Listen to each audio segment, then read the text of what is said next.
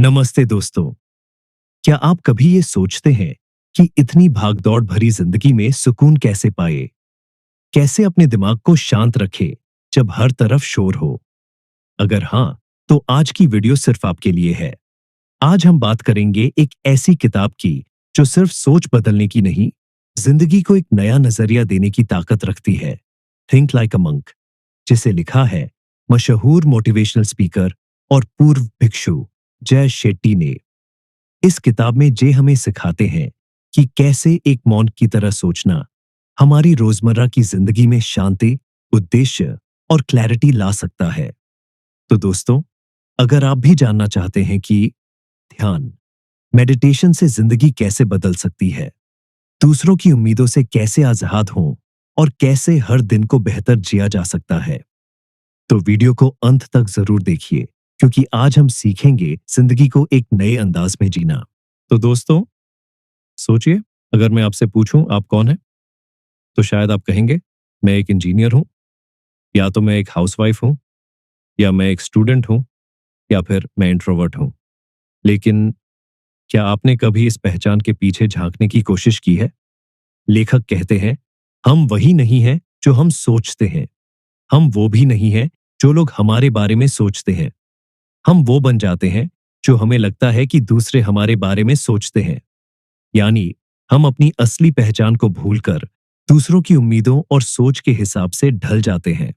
School में एक लड़का था, शांत, थोड़ा शर्मीला, मगर अंदर से बहुत क्रिएटिव। वो आर्ट बनाता था, कविताएं लिखता था, लेकिन उसके घर वाले कहते, ये सब टाइम वेस्ट है, डॉक्टर बनो।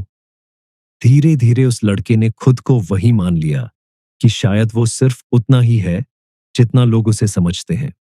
पर सच ये है, उसने अपनी असली पहचान कभी एक्सप्लोर ही नहीं की, सिर्फ इसलिए क्योंकि उसे डर था रिजेक्शन का, जजमेंट का। जय कहते हैं कि हमारा माइंड बचपन से ही कंडीशन बार होता है।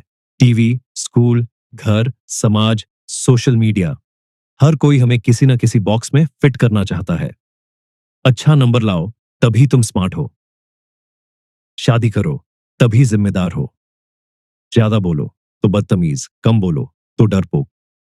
इस कंडीशनिंग के चलते हम अपना ऑथेंटिक सेल्फ खो देते हैं। माइंड के 3 लेयर्स होते हैं। पहला है एक्सटर्नल आइडेंटिटी, जो दुनिया को दिखाते हैं। दूसरा इंटरनल आइडेंटिटी, जो हम सोचते हैं कि हम हैं। और तीसरा है ट्रू सेल्फ, जो वाकई में हम हैं, बिना डर, बिना नकाब। लेखक कहते हैं कि रोज सुबह या रात को अपने आप से ये सवाल पूछें, मैं कौन हूं जब कोई मुझे जज नहीं कर रहा होता? मेरी कौन सी बातें हैं जो मैं सिर्फ अप्रूवल के लिए करता हूं? क्या मैं वो काम कर रहा हूं जो मुझे सच्चा संतोष देता है? एक नोटबुक में अपने जवाब लिखे। हर जवाब आपको आपकी असली पहचान के एक कदम और करीब ले जाएगा। लेखक खुद एक टॉप यूनिवर्सिटी से पढ़ रहे थे, अच्छी जॉब मिलने वाली थी। लेकिन एक बार उन्होंने एक भिक्षु का लेक्चर सुना और वहां से उनकी सोच बदल गई। उन्होंने अपने आप से वही सवाल पूछे जो हमने ऊपर देखे, और उन्हें लगा कि उनकी असली पहचान कोई कॉरपोरेट रोल नहीं, बल्कि अनसेवा, शिक्षा और शांति पथ के रास्ते पर है। और यहीं से उनकी मॉन्क बनने की यात्रा शुरू हुई। अगर आप खुद को नहीं जानेंगे, तो दुनिया आपको कोई भी नाम दे देगी और आप उसे मान लेंगे। अब जरा सोचिए, जब हम अपनी असली पहचान ढूंढने की कोशिश करते हैं, तो सबसे पहले क्या सामने आता है? शंका, डर और सबसे ज्यादा नेगेटिव सोच। और यही हमें रोकती है आगे बढ़ने से। तो अब हम जानेंगे कैसे इस नॉन नेगेटिविटी को पहचाने, उसे अपनाए और फिर शांति से विदा करें, क्योंकि जब तक आप उसे नहीं छोड़ते, तब तक असली आप सामने नहीं आ सकता। आपके दिमाग में सबसे ज्यादा नेगेटिव सोच कब आती है? अकेले में या लोगों के बीच? सोचिए और कमेंट में जरूर बताइए, क्योंकि अगले चैप्टर में हम इसे गहराई से समझेंगे। दोस्तों, कभी ऐसा लगा है कि कुछ बातें आपके मन से जाती ही नहीं? कोई पुरानी इंसल्ट, किसी की हार्श बात, किसी रिश्ते की कड़वाहट, वो बातें अंदर ही अंदर आपको खाते रहती हैं। लेखक कहते हैं, हम सबके अंदर ऐसा इमोशनल लगेज होता है जिसे हम सालों तक ढोते रहते हैं और फिर सोचते हैं कि क्यों हमारी जिंदगी आगे नहीं बढ़ रही। लेखक एक बहुत सुंदर कहानी सुनाते हैं। दो भिक्षु नदी पार कर रहे थे। रास्ते में एक महिला फंसी हुई थी जो गीली मिट्टी में चल नहीं पा रही थी। एक भिक्षु ने उसे उठाकर नदी पार करा दिया। महिला चली गई, भिक्षु भी आगे बढ़ गए। लेकिन 2 घंटे बाद दूसरा भिक्षु बोला, तुम्हें याद है, हमने सीखा है कि महिलाओं को हाथ नहीं लगाना चाहिए, फिर तुमने उसे क्यों उठाया? पहला भिक्षु मुस्कुराया और बोला, मैंने तो उसे 2 घंटे पहले नदी के किनारे छोड़ दिया था, लेकिन लगता है तुम अभी तक उसे अपने मन में उठाए हुए हो। क्या आपने भी किसी को अपने मन में उठाकर रखा है? हमारे दिमाग में जो नेगेटिव सोच जमा होती है, उसे साइकोलॉजी में कहते हैं इमोशनल होर्डिंग, मतलब पुरानी बातों, दर्द और गुस्से को बिना प्रोसेस किए जमा करते जाना। जब हम किसी के शब्दों, आलोचनाओं या ट्रॉमा को पकड़े रहते हैं, हमारी मेंटल एनर्जी उसमें फंसी रह जाती है, जिससे काम में फोकस नहीं होता, रिश्तों में इरिटेशन आता है और अंदर से हम हमेशा थके हुए महसूस करते हैं। जय कहते हैं कि लेटिंग गो का मतलब ये नहीं कि जो हुआ उसे भूल जाओ, बल्कि उसका मतलब है उसे समझो, उससे सीखो और फिर उसे जाने दो। क्योंकि हर बार जब आप उसे दोबारा याद करते हो, आप उसे अपनी ताकत दे रहे होते हो। लेखक बताते हैं कि जब उन्होंने मौन की ट्रेनिंग शुरू की, तो उन्हें पहले 3 महीनों में हर दिन जर्नलिंग करवाई जाती थी, सिर्फ एक सवाल के साथ, किस चीज ने आज तुम्हें सबसे ज्यादा डिस्टर्ब किया? धीरे धीरे उन्हें समझ आया कि छोटी छोटी बातों को पकड़े रहना कैसे उनके अंदर फ्रस्ट्रेशन और रेस्टलेसनेस पैदा कर रहा था। उन्होंने सीखा, जो अंदर है उसे बाहर निकालो, नहीं तो वो तुम्हें भीतर से खा जाएगा। आज रात को एक वक्त निकालो, 10 मिनट, एक पेपर लो और लिखो, मुझे क्या परेशान करता है। जितनी भी बातें, लोग, घटनाएं दिमाग में हैं, सबको लिख डालो। अब उस पेपर को पढ़ो और फिर धीरे से फाड़ दो। ये सिंबॉलिक एक्ट आपके मन से बोझ उतारने की शुरुआत है। लेखक कहते हैं, हर बार किसी टॉक्सिक इंसान को जस्टिफाई मत करो। हर बात का जवाब देना जरूरी नहीं होता। कभी कभी साइलेंस ही सबसे बड़ा लेट गो होता है। हमारी शांति की सबसे बड़ी चोर हमारी पकड़ी हुई नेगेटिव सोच है। अगर तुम उसे नहीं छोड़ोगे, तो वो तुम्हें कभी आजाद नहीं होने देगी। अब एक सवाल, कभी सोचा है कि आप कोई काम क्यों नहीं शुरू कर पाते? क्यों? हर बार जब कोई नया मौका सामने आता है, आपका मन कहता है, अगर फेल हो गए तो? दोस्तों, हम में से ज्यादातर लोग जिंदगी में कई बार कुछ करना चाहते हैं। कोई नया बिजनेस शुरू करना, किसी को दिल की बात बताना या फिर अपनी कंफर्ट जोन से बाहर निकलकर कुछ अलग करना। लेकिन तभी अंदर से एक आवाज आती है, अगर फेल हो गए तो? अगर लोग हंसे तो? अगर रिजेक्शन मिला तो? लेखक कहते हैं, हमारी लाइफ को सबसे ज्यादा कंट्रोल करने वाली ताकत लव या लॉजिक नहीं है, वो है फियर। लेखक बताते हैं कि हमारा डर 2 जगहों से आता है। पहला, एक्सटर्नल प्रोग्रामिंग, बचपन से जो हम सुनते आए हैं, फॉल मत करो, रिस्क मत लो, क्या जरूरत है, सेफ रहो। दूसरा, इंटरनल रिप्लेस, पास्ट में जो भी गलत हुआ, हम उसे बार बार रिपीट करते रहते हैं, जैसे कोई पुरानी फिल्म हो जो बिना वजह हमारे दिमाग में चलती रहती है। साइंस कहती है, हमारा दिमाग नेगेटिव बातों को 5 गुना ज्यादा जल्दी पकड़ता है और देर तक याद रखता है, क्योंकि एवोल्यूशनरी लेवल पर हमारा दिमाग सर्वाइवल के लिए प्रोग्राम्ड है, ग्रोथ के लिए नहीं। इसलिए ज्यादा लोग अगर गलत हो गया तो सोचते हैं, लेकिन बहुत कम लोग सोचते हैं अगर सब सही हो गया तो। लेखक जब टेड टॉक देने वाले थे, तो उन्हें बहुत डर लग रहा था, क्या मेरी स्टोरी लोगों को इंटरेस्ट करेगी? अगर मैं ब्लैंक हो गया तो? लेकिन फिर उन्होंने खुद से सिर्फ एक सवाल पूछा, अगर ये दुनिया के किसी एक इंसान की जिंदगी बदल दे तो? और आज वही टेड टॉक 10 करोड़ से ज्यादा बार देखा गया है। यही है फियर को फ्लिप करना। डर को हाँ में बदलने की ताकत तुम्हारे सवालों में छुपी है। गलत होने से पहले सही होने के बारे में भी सोचो। कभी कभी रिस्क ना लेना ही सबसे बड़ा रिस्क होता है। अब मान लो कि तुम डर को हरा भी दो और तुम किसी बड़े काम की शुरुआत कर भी दो। लेकिन एक सवाल अभी भी बचा है, तुम ये सब कर क्यों रहे हो? क्या ये सिर्फ शो ऑफ के लिए है, या अप्रूवल के लिए, या फिर सच में किसी हायर पर्पस के लिए? अब हम बात करेंगे इंटेंशन की, क्योंकि क्या कर रहे हो इससे ज्यादा जरूरी होता है। क्यों कर रहे हो? सोचिए, आप सुबह उठते हैं, भागते हैं, काम करते हैं, कोशिश करते हैं, कभी कुछ पा लेते हैं, कभी नहीं। लेकिन एक सवाल, क्या आपने कभी खुद से पूछा है, मैं ये सब कर क्यों रहा हूं? लेखक कहते हैं, हमारी लाइफ का डायरेक्शन तब तय होता है जब हम अपने काम के पीछे के क्यों को समझते हैं। क्योंकि बिना इंटेंशन के अचीवमेंट सिर्फ एक दिखावा बनकर रह जाता है। लेखक के मुताबिक हर इंसान दो तरह के इरादों से चलता है।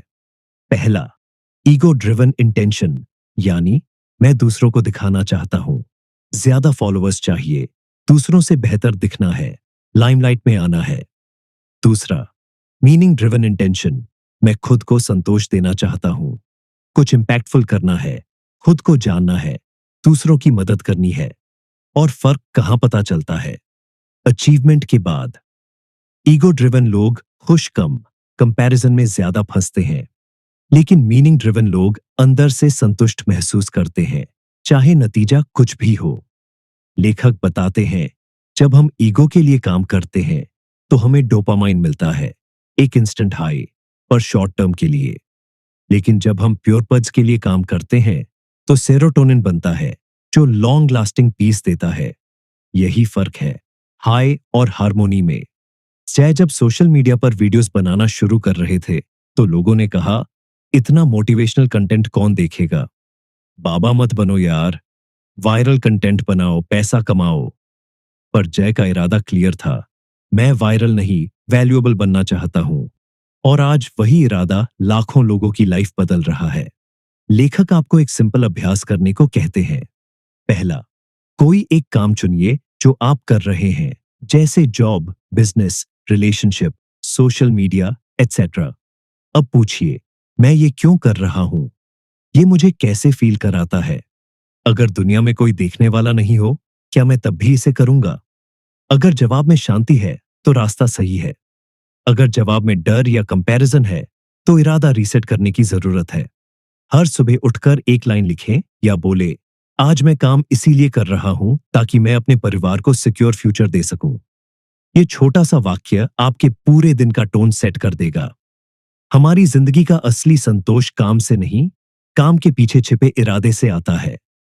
जब इरादा शुद्ध होता है तो कार्य शक्तिशाली हो जाता है। अब सोचिए, अगर आपका इरादा साफ है, आपका लक्ष्य क्लियर है, तो अगला सवाल है, क्या आपके पास एक ऐसा रूटीन है जो आपको उस लक्ष्य की ओर रोज थोड़ा थोड़ा ले जाता है? क्योंकि बिना रूटीन के इरादे भी बिखर जाते हैं। अब आगे में हम जानेंगे कैसे एक साधारण सा डेली रूटीन आपके माइंड, बॉडी और सोल को डिसिप्लिन में ला सकता है। कैसे छोटे छोटे रोज के एक्शन आपकी जिंदगी बदल सकते हैं। आपने कभी सोचा है कि कुछ लोग हर दिन इतने ज्यादा शांत, फोकस्ड और एनर्जेटिक कैसे रहते हैं? क्या उनके पास जादू है? क्या उनकी जिंदगी परफेक्ट है? नहीं। जय शेट्टी कहते हैं, आपकी सफलता और शांति आपके रूटीन का नतीजा होती है, न कि आपकी परिस्थितियों का। जय के मुताबिक मोटिवेशन आपको शुरू करवा सकता है, लेकिन रूटीन ही आपको आगे बढ़ाएगा। हम अक्सर सोचते हैं कि जब मेरा मूड बनेगा तब करूंगा, लेकिन मंक माइंडसेट में मूड नहीं, शेड्यूल चलता है। साइंस कहती है, हर बार जब हम सोचते हैं अब क्या करना है, जरेनिए हमारी विल पावर थोड़ी कम हो जाती है। लेकिन जब एक फिक्स रूटीन होता है, माइंड फ्री होता है, स्ट्रेस कम होता है और एनर्जी बचती है। इसलिए बड़े बड़े सक्सेसफुल लोग जैसे स्टीव जॉब्स, बराक ओबामा और यहां तक कि मुनक भी डेली रूटीन को सेक्रेड मानते हैं। लेखक 3, रूटीन फ्रेमवर्क। लेखक अपने मंक ट्रेनिंग के दौरान सीखा एक पावरफुल रूटीन स्ट्रक्चर शेयर करते हैं। पहला, टाइम फॉर द माइंड। हर दिन 15 से 30 मिनट अपने मन को शांत करने के लिए दो। Meditation, journaling, silence practice. क्यों? क्योंकि जब माइंड शांत होता है तभी क्लैरिटी आती है। दूसरा, टाइम फॉर द बॉडी। अपने शरीर को डेली मूवमेंट दो। Yoga, walk, light workout. क्यों? क्योंकि बॉडी को एक्टिव रखना माइंड को भी अलर्ट बनाता है। तीसरा, टाइम फॉर द सोल। हर दिन कुछ ऐसा करो जो आपको अंदर से जोड़ता है। अच्छा किताब पढ़ो, ग्रैटिट्यूड लिखो, किसी की मदद करो। क्यों? क्योंकि यही चीज आपको अंदर से ग्राउंडेड रखती है। जे बताते हैं कि जब वे आश्रम में थे तो सुबह 4 बजे उठकर 4 बजे से 5 बजे मेडिटेशन, फिर सेवा, सेल्फलेस सर्विस, फिर बॉडी क्लेंजिंग एंड योगा, फिर किताबें और रिफ्लेक्शन। सवाल ये नहीं है कि आप 4 बजे उठे, सवाल ये है, क्या आपके दिन की शुरुआत का कोई मकसद है? लेखक कहते हैं कि अगर आप पूरे दिन का रूटीन नहीं बना सकते तो सिर्फ 1 घंटा रोज सुबह अपने लिए निकालिए। 20 मिनट बॉडी के लिए, जिसमें walk, yoga, jumping. 20 minute mind के लिए, जिसमें साइलेंस, ब्रेथ, जर्नल। 20 मिनट आत्मा के लिए, जैसे पढ़ना, सीखना, थैंकफुलनेस। ये 1 घंटा आपकी पूरी जिंदगी की दिशा बदल सकता है। लेखक कहते हैं, निरंतरता तीव्रता को मात देती है। मतलब 5 मिनट रोज का मेडिटेशन 1 घंटे के महीने में एक बार से बेहतर है। रूटीन बनाना एक स्किल है और आप इसे सीख सकते हैं। आपका रूटीन आपकी आत्मा की ट्रेनिंग है। हर दिन जो आप दोहराते हैं वही आप बनते हैं। अब सोचिए, अगर आपका रूटीन स्ट्रांग है, आप इमोशनली बैलेंस्ड हैं, तो अगला सवाल आता है, आप अपने रिश्तों में किस एनर्जी से जुड़े हैं? कंट्रोल से या लव से? क्या आप रिश्तों में दूसरों को मोल्ड करने की कोशिश करते हैं या आप उन्हें उनके असली रूप में स्वीकार करते हैं? अब हम बात करेंगे रिलेशनशिप्स की और जानेंगे कि प्यार में कंट्रोल क्यों सबसे बड़ी रुकावट है। हर इंसान अपनी जिंदगी में कुछ रिश्ते जरूर चाहता है, माँ बाप, दोस्त, पार्टनर या लाइफ में कोई खास इंसान। लेकिन लेखक एक बहुत गहरी बात कहते हैं, अधिकांश रिश्ते प्यार की कमी के कारण विफल नहीं होते, वे अपेक्षाओं और नियंत्रण के कारण विफल होते हैं। सोचिए, क्या आपने कभी किसी को यह कहते सुना है, वो मेरी बात नहीं मानता, अगर मुझसे प्यार करता है तो मेरे हिसाब से क्यों नहीं चलता, उसे मेरी फीलिंग्स की परवाह नहीं है। ये सब कंट्रोल की सटल फॉर्म्स है और यही रिश्तों में सबसे बड़ी इनविजिबल रुकावट बन जाती है। लेखक के मुताबिक, जब हम इनसिक्योर महसूस करते हैं तो हम सामने वाले को कंट्रोल करने की कोशिश करते हैं, क्योंकि हमें लगता है अगर वो वैसा बिहेव करे जैसा मैं चाहता हूं तभी सब ठीक रहेगा। लेकिन सच्चाई ये है कि कंट्रोल से कनेक्शन नहीं बनता, बल्कि दूरी बढ़ती है। लेखक हमें यही सिखाते हैं, रिश्तों में सिक्योरिटी का रास्ता कंट्रोल नहीं, कंपैशन से होकर जाता है। लेखक कहते हैं, सच्चा प्यार अधिकार के बारे में नहीं है, यह प्रशंसा के बारे में है। मतलब, किसी को बदलने की कोशिश मत करो, उसे उसके असली रूप में स्वीकार करो। जैसे आप फूलों से कहते हैं, तुम अच्छे हो क्योंकि तुम खिले हो, ना कि मैं तुम्हें तभी पसंद करूंगा जब तुम मेरे मन मुताबिक रंग में खिलोगे। जय बताते हैं कि जब उनकी शादी हुई तो उन्होंने और उनकी पत्नी रधि ने एक रूल बनाया, हम कभी भी एक दूसरे को ठीक करने की कोशिश नहीं करेंगे, बल्कि एक दूसरे के साथ मिलकर आगे बढ़ेंगे। यानी, अगर कोई इश्यू है तो तू बदल की जगह हम समझें वाला नजरिया अपनाओ। और यही माइंडसेट उन्हें एक मजबूत और पीसफुल बॉन्ड में बांधे रखता है। जय आपको एक एक्सरसाइजेस देते हैं। एक दिन के लिए अपने किसी रिश्ते में सिर्फ प्यार दीजिए, बिना कोई उम्मीद रखे, बिना ये सोचे कि सामने वाला रिप्लाई करेगा या नहीं, बिना ये मापे कि उसने मेरे लिए क्या किया। रात को सोचिए, कैसा लगा? अंदर से हल्का महसूस हुआ या भारी? लव का मतलब ये नहीं कि आप दूसरों की बाउंड्री क्रॉस कर ले। रिश्तों में बाउंड्रीज होना कंट्रोल नहीं, क्लैरिटी होती है। जैसे, मैं रोज स्पेस चाहूंगा, मैं चाहता हूं कि हम एक दूसरे की बातों को इंटरप्ट ना करें। मैं आपके समय का सम्मान करूंगा, आप मेरे समय का सम्मान करें। ये सब हेल्थी लव का हिस्सा है। सच्चा प्यार तब शुरू होता है जब आप कंट्रोल छोड़कर समझना शुरू करते हैं। अब सोचिए, अगर आप रिश्तों में कंट्रोल छोड़ भी देते हैं, स्पेस और लव देना सीख भी जाते हैं, तो अगला सवाल आता है, क्या आप उनके साथ पूरी तरह प्रेजेंट रहते हैं? या जब वो बात करते हैं तो आप फोन चला रहे होते हैं? जब साथ होते हैं तो माइंड कहीं और होता है? अब हम जानेंगे माइंडफुलनेस के बारे में और सीखेंगे वो कला जो किसी भी रिश्ते, काम या मेडिटेशन को मीनिंगफुल बना सकती है। क्या आपने कभी ऐसा महसूस किया है कि आप किसी के साथ होते हुए भी कहीं और होते हैं? खाना खाते वक्त भी फोन पर रील्स देख रहे होते हैं, घर पर होते हैं, लेकिन दिमाग ऑफिस की टेंशन में उलझा होता है। लेखक कहते हैं, हम एक विचलित दुनिया में रहते हैं, न कि एक वर्तमान दुनिया में। यानी हम शरीर से जरूर यहां होते हैं, लेकिन मन कहीं और भटक रहा होता है। माइंडफुलनेस का मतलब है पूरा होश और ध्यान के साथ अभी के इस पल में मौजूद होना। ना बीते कल की गिल्ट, ना आने वाले कल की चिंता, बस अभी का यह पल, यहीं, अभी, पूरी अवेयरनेस के साथ जीना। लेखक बताते हैं कि हमारे माइंड में हर दिन 60,000 से ज्यादा थॉट्स आते हैं, और उनमें से ज्यादातर या तो पास्ट रिग्रेट्स होते हैं या फ्यूचर वरीज।